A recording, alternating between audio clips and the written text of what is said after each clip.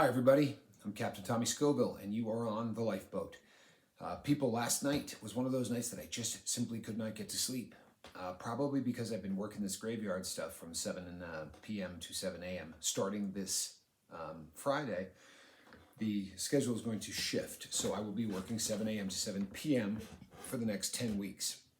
So I had 2 days off to get my body right, in theory, so that I could transition to that without falling asleep on the job or whatever the case may be. But my body doesn't want to go back to normal sleep hours. And you thank the Lord for small miracles. Last night, while I was awake in the middle of the night, what happened is I fell asleep and then I sat bolt upright and couldn't get back to sleep. So I pulled out the computer and I started going through and tending to messages that I hadn't answered. And I spent about 5 hours, 4.5 hours, somewhere in there, answering messages from comments from people that had left comments, going back in some cases a couple of weeks. If it took me that long to answer you, I apologize. Honestly, I do. And I think that even though the boat is considerably bigger, I think that I'm probably going to be okay for a minute because I'm on top of it. There were times, especially when I first started working, where I slept for a day or I worked for a day and then couldn't answer. It just takes about a day of not answering comments to be in deep trouble, which is good, right? It says a lot about the boat. But I feel like I'm on top of it now. So I appreciate the patience of all of the people that were waiting for me to answer them. But the blessing that reading all of these comments was to me, you talk about just having a shot in the arm in terms of energy to keep doing what I'm doing. There have just been so many great comments. Andrew Eats left a comment that just absolutely floored me. He said that he watched the first video that I did, and he went and said to his wife, "That's it, I'm done. I'm going to quit drinking." He said she laughed, and he's not upset at her, but he had told her that hundreds of times, and she chuckled, but he hasn't had a drink since. And I'll tell you what, man. Whew, if that doesn't make you proud to be on this boat, then you're on the wrong one. People, it made me start thinking about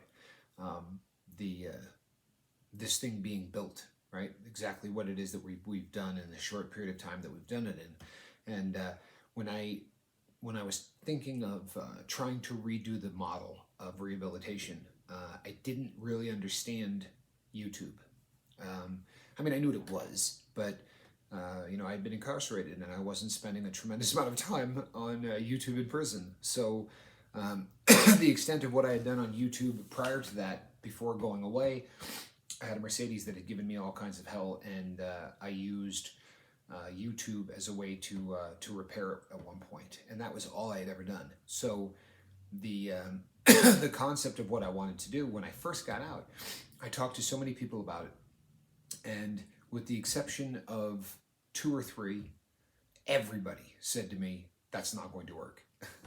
That's absolutely not going to work. And they had an entire litany of reasons, not all the same. Everybody has sort of had their own pet reason.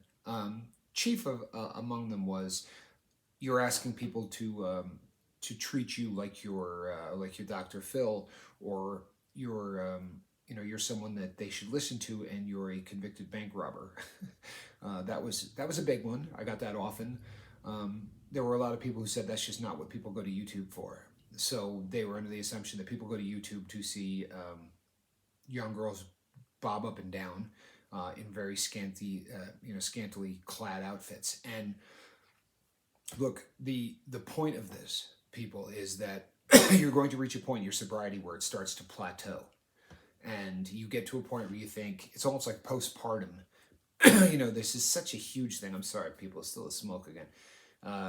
It's such a huge thing to get sober. It really is. It's massive. It's I've said before, there are so many famous stars who have won Emmys and Grammys and all of these things, and when they ask them, what's your greatest accomplishment, they don't say, well, I had 25 gold records. They say getting sober, because it is such an accomplishment. It really is. And my hat's off to everyone who's ever done it, before and after us. If you got sober, you're my hero. And the the reality is that once the high of that starts to plateau, we're in a danger zone because, number one, you start to feel like you're bulletproof, and number two, that letdown of, you hope that high that you ride from being sober is going to last forever, and it's not going to, because eventually this becomes the normal. When that happens, people, I've said this before, it's the base camp. It's not the top of Everest. You've just reached the base camp. You have to really start clearly defining your dreams and what it is that you want to do with your life and what you want that statement of your life to be. And don't listen to people who tell you that you can't do it. In fact, don't listen to people who tell you that you can't do anything. Most importantly, don't let yourself tell you that you can't do anything, right? Great quote. Whether you say you can or you can't, you're right. The One of my favorite stories is the story of Roger Bannister, and you people probably are familiar with this, but for the longest period of time in the world, doctors used to say, if a person could break into the 4-minute mile, if they could break that 5-minute barrier to where they're running a mile in 4 minutes, it would kill you. Truthfully, they didn't think the human body could endure what it would take to run a 4-minute mile. And from about the late 1800s on, it became a thing. It became something that everybody was trying to do. And if you knew the hundreds and hundreds of times that people ran 5 minutes flat or 5 minutes and 1 second, right, where all they needed to do was shave a couple of seconds off. It happened so often. But what happened then was people said, here's what it's going to take to run the 4-minute mile. It has to be this kind of a track. It has to be in this kind of weather, right? The weather had to be 68 degrees. They said that was optimum. They didn't want any wind. Since it's done on an oval, wanted to make sure that the wind was not there, because at some point, if it's on your front or it's on your back, the combo of going back and forth was going to throw off the rhythm. It needed to be in a super stadium, something that had at least 30 to 40,000 people in it. So the cheering of the crowd could be enough to really drive the people on to do something that is superhuman. The track needed to be dry, right? All of these different things. And then in 1954, on a wet track, on a cold day, with only a couple of thousand people there, a guy by the name of Roger Bannister did it. And he was a guy that didn't go with the training regimen that the world had set up. In order to do it, you had to do this, this, and this. And Roger Bannister just said, no, I'm not doing that. And there was a team of people that he was supposed to be training with, and he said, no, I don't want to do that either. I'm going to train on my own. And what made Roger so different was when they asked him about how he did it. He was probably the first person to really hammer home, as far as athletes go, the visualization. He visualized himself crossing the tape and looking up and seeing, 4 minutes, 59 seconds, time, point, whatever. And he did it. And when they interviewed him afterwards, and there's, some of the books and stuff that had been written about him, he said he had seen it in his head thousands of times. And it was exactly how he knew it was going to be. As he was crossing that line and looking up and seeing that clock, that is how he had seen it in his head 1,000 times. People, there is nothing that you can't do if you put your mind to it. There isn't. The only obstacle in your way has been the fact that your life has been dictated to you by a chemical or by a habit. I'm telling you the truth. People find this crazy when I say it, but I had the dream of the boat before YouTube was YouTube. I was a junkie for so long that, this is a true story, I first brought up the concept. At the time, I called it the ounce of prevention. But I first brought that concept up to my brother Johnny before Y2K. For real. I said, the way that they're teaching kids about drugs is so wrong. And, by telling kids that, by creating these things that aren't even true, by telling them calculated lies to make drugs sound worse than they are, we lose all credibility. What we need to do is just be honest with kids. If we could just, say no, just say no, but spell it with a K. And the first time I said that, it was probably 97. I mean, honestly, that was about the first time. And the only reason, people, that I didn't do it before then was because I had this massive boulder that was between me and my goal. And that boulder was the fact that I was a junkie. I knew that it was keeping me from doing things that were important, and I just couldn't get out of my own way. And I told you the story of going to prison and getting stabbed, and you guys know that the gentleman that worked with me, was my friend Q. I got two messages last night, two messages that I read, comments that both said, "You're my Q," which is heavy.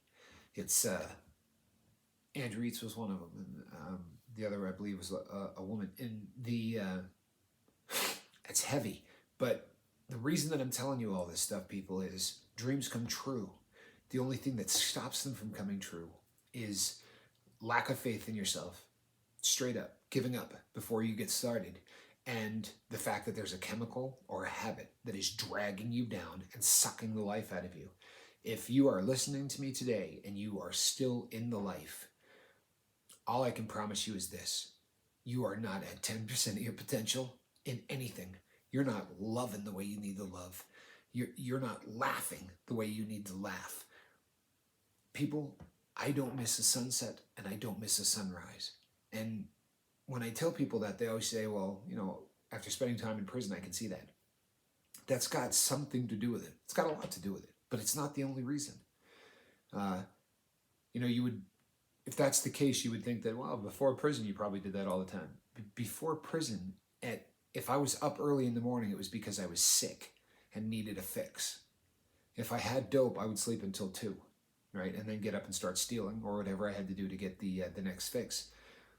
No, people. The reason that I am up when the sun comes up, and the reason that I want to see it go down, is I want to know that I didn't leave anything on the table. I want to know that I used every second of that day, and I did it to be the best me that I can be for that entire day. And another thing is, I have a absolutely sick fascination with wristwatches, and it's an issue.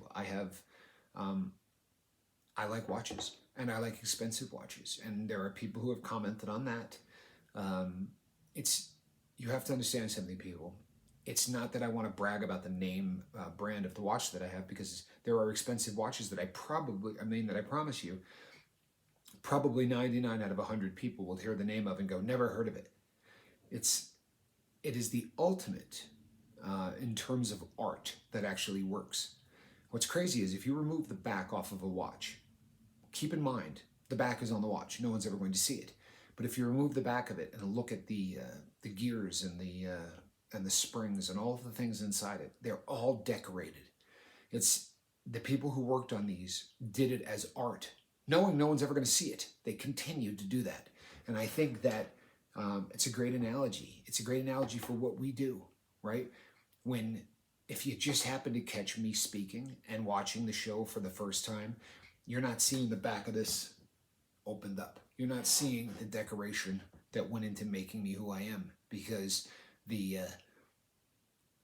that's years of abuse and that's years of recovery, and I'm going to put my stamp on that. Every time I look at my watch, this one happens to be the watch that my father wore for most of his life, and he gave it to his oldest son when he passed away in February. And my brother Johnny said, the watch thing was something that you shared with Dad. It's not something that I did. And then he gave it to me, which is just the coolest thing that anyone's ever done. But every time I look at this, it's not just a talisman of, my God, this was on my dad's wrist, because that's a big thing to me. But more importantly, I'm never going to waste another second of my life as a junkie. I'm never going to waste another second of my life being lazy. And I'm never going to waste another second of my life letting someone else tell me what I can and can't do in terms of a dream. There were people who told the Wright brothers nothing was ever going to get off the ground, right? Flight was not possible. They didn't fly a long distance, right? All they did was get that thing off the ground at Kitty Hawk, right? All it did was barely get off the ground. In fact, the wingspan on a 747-400 is longer than their first flight. But make no mistake about it, without them, there's no 747-400, right? Without that first day of sobriety, that little flight, the rest of it doesn't happen, right? Are you with me, people? Today, if you're listening to this and you say, I don't want to do this anymore, right? I don't want to drink anymore. It's going to seem like you're climbing Mount Everest. What you're doing is taking a flight of this long, but it's the most important part of that flight. If you say today, I quit, I'm not going to do this anymore, I promise you, your sobriety can get to the point that it's a 747. 747s can fly around the world, right, in a day with 300 people on there eating and watching a movie. Think the Wright brothers would be shocked by that? I promise you they wouldn't. I promise you they wouldn't. They had vision, right? People, today, make this the start of the rest of your life. If you're sober, look to your dream. Start thinking about what it is you want your legacy to be. What is your stamp on this planet? And I'll tell you something. You don't have to reinvent something. You don't have to. It can be, I want to be the best dad that ever lived. That'd be a hell of a stamp. But start it now. Start taking the action to make your dream a reality. Define what it is that you want to be. How you want to be remembered. However you want to word it, right? Decide what that's going to be. Today's a great day. Today's a great day to start that. It really is, people. Thank you to everybody on this boat who leaves comments in the comment section, because it's my drug now. It really is. It's my drug of choice, right? The boat. This is my drug of choice. I love you people for making my dream a reality, and you're making it so much better. Truthfully, this is better than I dreamed. So much better than I dreamed. And we're a month in. People, do you know what this is going to feel like in 5 years? Wait until you see 5 years from now people saying, well, I was there in the beginning. I remember when he did this, this, and this. And you're going to go, I don't remember that dude's name in the comment section. Right? Trust me, this has happened at my brother's channel. It happens all the time. But we're here. This is the core. This is the family, right? It doesn't matter if this gets to 10 million people. These are going to be the people that, we remember as the people that built this. Thank you so much for being a part of this and making this fly for me, or float, as the case may be. If you're watching and 20% of you aren't subscribers, according to the analytics, about 20% of the views come from non-subscribers. People, if you haven't hit the subscribe button, do it. Do it. And then hit notification and you're not going to miss a video. It's going to pop up over here, right? It's blue for the time being. Click on it. Become part of this. This is the coolest thing going right now. Not because of me, because of you. Over here, we're going to pop up some videos. Don't miss any of them, people. Watch them all at least once. I am your captain, Tommy Scoville, and this is the lifeboat. I'm going to see you all tonight. Love you.